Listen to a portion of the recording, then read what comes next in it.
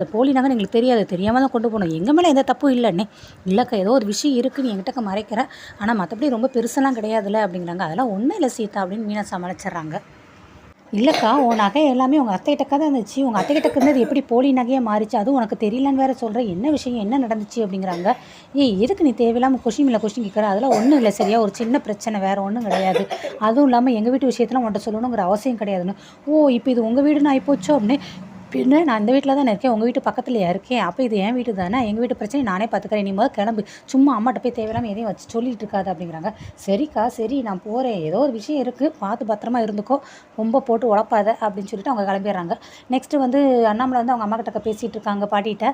ஆனால் அம்மா அவங்களுக்கு வந்து இந்த ஃபங்க்ஷன் வந்து சிறப்பாக நடக்கணுமா, ஆனால் நீங்கள் என்ன நாளைக்கே வீட்டுக்கு போகிறீங்கிறீங்க, 10 நாள் இருந்து போக வேண்டியதானம்மா அப்படிங்கிறாங்க. இல்லைப்பா அங்கே வேலைலாம் நிறைய இருக்குப்பா அப்படிங்கிறாங்க.